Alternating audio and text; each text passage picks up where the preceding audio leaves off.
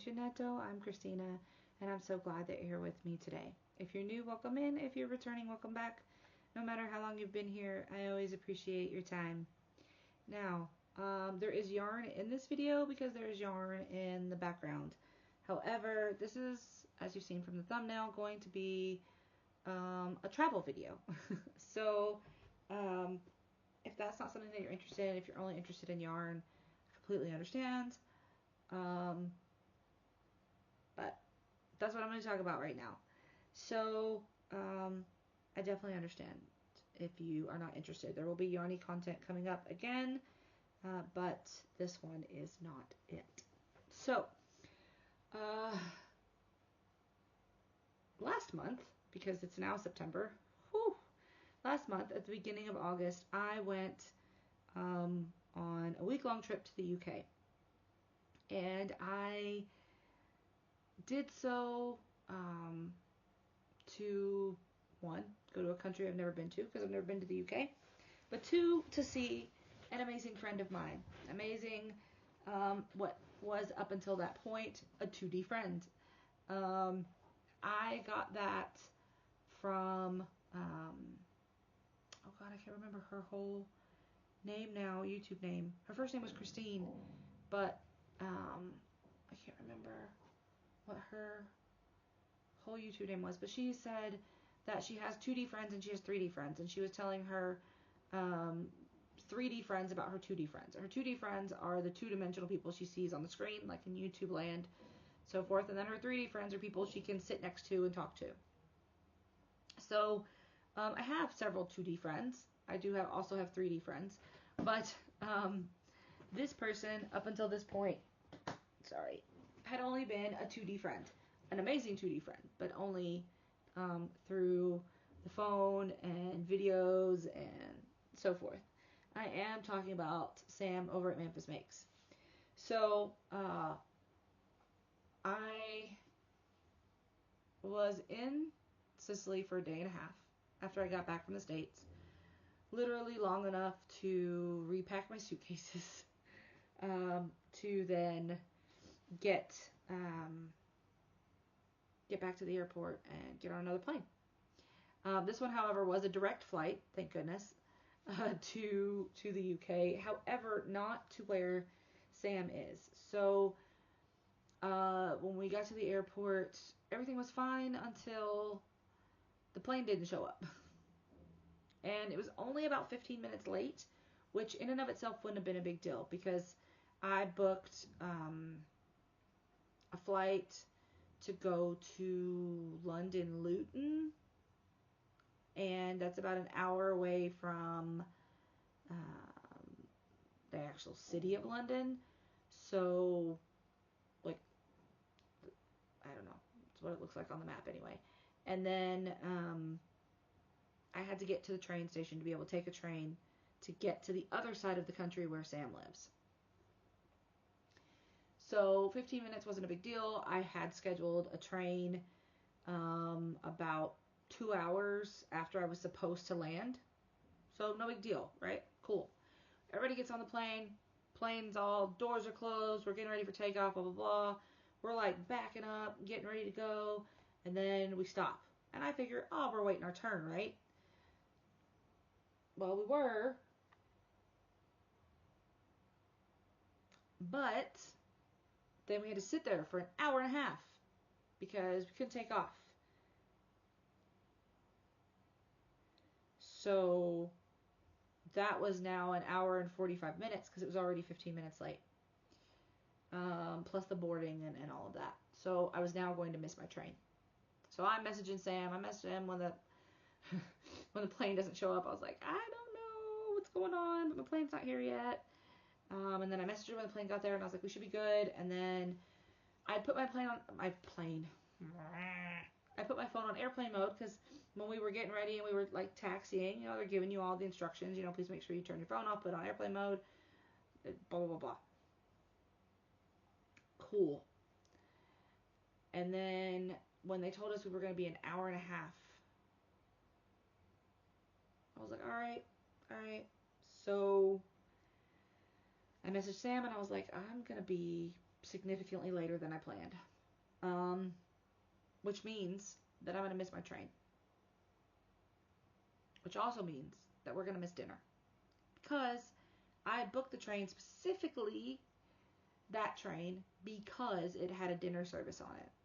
And I knew that by the time we got to Sam's, it was going to be late already. Because my flight was leaving at about 1 something in the afternoon. It's a 3-hour flight. Then once we landed, it was going to take me an hour to get to the train station. The train is 3.5 hours. It's a 3.5 hour ride. That's literally a whole day of traveling. So I was like, we're going to need food. So I booked specifically the train that had a dinner service on it. And I do not know anything about the train system in the UK. And I was like, all right, cool. Maybe there's another one, a later one. You know, not all of them have dinner service, but I was like, sure, maybe, surely there's another one. Nope, there's one. One. And I happened to book the one. And then I couldn't get on that train. So I was like, and I didn't even know that till I got on the train. Because I was like, where's the dinner car? And they were like, oh no, that's only on the such and such train. And I was like, oh, the train that I missed because my flight was late. And they were great. The people on the train were great. We had snacks. We had all kinds of stuff. I did book the first class seats because there's more room and you can get up and walk around a little bit more easily because they have tables and such. And yes, it was a little bit more expensive, but I'd do it again. Because my daughter got to move around and get up, and she wasn't like elbowing people to get like in the way and this and that. It was nice. But we didn't get any food, so I had to message Sam again and be like, is there like a place that we can go? Like, I don't know what's open. I mean, I don't care if it's a sandwich. I was like, you can bring me a sandwich from your house if you need to. Like, I'll give you money. Like, my daughter needs food. I'm not so much worried about me, but she needs to eat.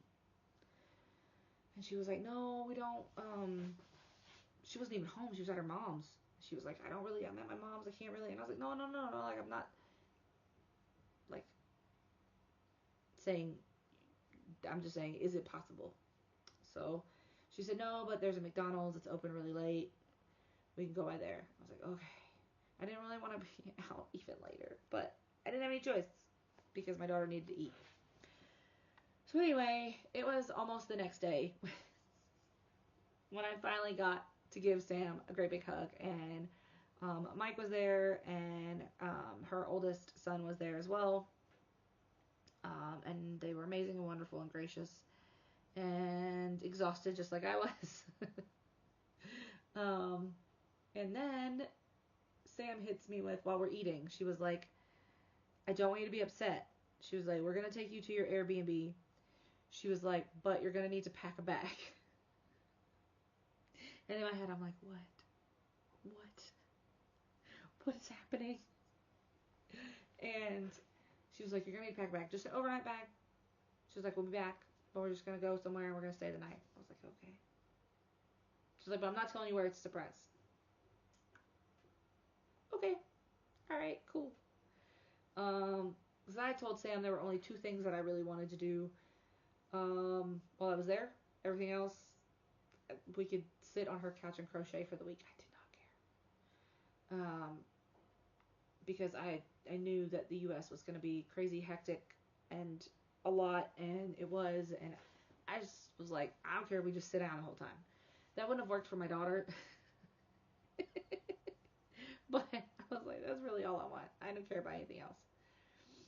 So I thought maybe we were doing one of those things, because I didn't know exactly how far away. I knew how far one of them was because we talked about it.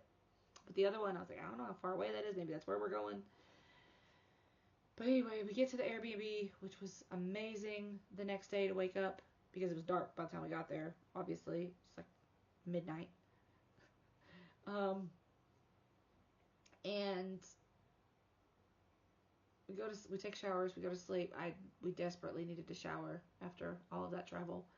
And then we get up the next morning, and Sam and Mike come to get us, and we go have breakfast at like a little cafe. And I got, it was called the Olympic or the Olympian or something, breakfast. There were some things I was definitely not a fan of. Some things that, and as I'm talking, hopefully pictures will start to come up. So we had the breakfast, and there were some things that were great, and there were some things I was like, nope. And then my daughter got pancakes, and they were okay. They were actually really okay. They weren't quite American pancakes, but they tasted pretty good for what they were. You know, just like here in Sicily, things that they make that are supposed to represent America do not taste the way that they're made in America. But hey, it's fine. So anyway, we're going on this road trip, right? I have no idea where we're going, and we go have breakfast, and then Sam is like, okay, we're gonna stop, we're gonna fuel up the car, we're gonna grab some snacks because it's gonna be a couple hours. And I was like, okay, cool, no problem. My daughter has her activities, she has her tablet, she has all the kind of stuff that we're gonna need for a pretty decent road trip. You know, she doesn't get to take those kinds of things in the car unless we're going for a significant journey. Otherwise, we'd just left them behind. But since we were also going overnight, I was like, well, she might want something if the adults are talking, you know, something to do. So anyway, we have all of that. And we're in I call it a gas station because that's what they are in the States. But it was almost like a mini grocery store. I mean, they had fresh, not, well, I don't know about fresh it was, but it was decent fruit, right? And you could literally like go quick grocery shopping there. And we're getting all the things, and then I hear Sam give away our destination. She doesn't know for sure that I've heard, but I did. I was like, oh, okay, that's where we're going. So I made sure to grab a couple extra things because I knew the distance of how far that was, and it wasn't quite a couple of hours, but it was several hours. And then her sat nav, I think it's called. It's like a GPS thing, but it's not like Google or Waze or anything like that. Took us like 2 hours out of the way, like going these different back road routes. So it was supposed to be a 5-hour drive, ended up being like a 7-hour drive. So by the time we got to our destination, it was much later than we anticipated, which again is fine, but it was a long day of travel after another long day of travel after only having a day and a half of downtime from even more travel. But I do not regret a second of it because that destination was to see Crafty Moose Era. And I was so thrilled to be able to hug her neck, to meet her husband, to see her lovely garden, to see her yarn barn, right? That was just, oh. I mean, I already got to see Sam and Mike and give them hugs and spend the whole day with them in the car. Literally the whole day. But then to be able to sit and share a meal with not only Mike and Sam, but Moo and her husband was amazing. It was amazing. So now I have even more 3D friends, right? Which is fantastic. And then the next day, again, I did not know what was happening. Just going along with it. Moo wanted to take us somewhere and see a part of her area, which it was so breathtaking. So breathtaking. And I wish that I could have done more while I was there, but unfortunately, I'm getting to the point with my leg that I have to choose what I'm going to spend my energy on. Um, so I have to be very careful with how I choose to spend that energy, because I mean, my ankle is getting better, but it's been hurt so much that I am just maybe overly cautious, but I'm trying really hard to be careful on it. So she took us to a place called Burlingame, and it's these limestone white cliffs that are just amazing next to the ocean. And we got to, my daughter went down, because at first I wasn't going to go down the stairs. So she went down with Sam and Mike, and I could still see her from the top. She could hear me and all of that. And I told her she could take her socks and shoes off and get in the ocean, you know, put her feet in the ocean. Well, she did that. And then this wave comes and whoosh, pushes her. She is drenched. It was great, because she wasn't too far out. Like, she was literally just, I mean, she didn't walk that far, but the waves come crashing up so hard, right? Um, and so after that, I went down and was like, I'd brought towels, but I didn't bring them, I didn't get them out of the car. And we had suitcases, so I had her clothes from the day before and her pajamas, and I was like, she can wear something on the way home, it's not a big deal. So anyway, everybody came back up, and we had just like a little snack, tea. My daughter had some ice cream, and then we went through the gift shop and got a couple of things. And one of those things that I got was a puzzle, which I'm going to do a video on separate. But it was amazing to be there in that space and in that time, and with Moo and Sam, Moo and Sam. Moo and Sarah, it's the same person. And Mike and Bob, and of course my daughter. You're never really sure what different parts of the world look like. And then for me, it took my breath away. It was just absolutely stunning. I was like, oh my God, this is amazing. And they can walk to it. Bob says he walks to it sometimes. And I think last week sometime, Moo put up a picture. Bob had gone on a walk and taken this beautiful picture, and I was like, I've been there, because it was Burlingame. I mean, he walked. I don't know that he walked all the way down there to it, but the picture that she posted was the cliffs that I had seen, and I was like, oh my God, that's so amazing. So, needless to say, that was absolutely a dream come true. On top of a dream come true, because met Sam, and then we went to see Moo, and then we spent time. It was too short. I wanted to spend more time, but of course Moo had to work, and there were other things scheduled for me, as I was told.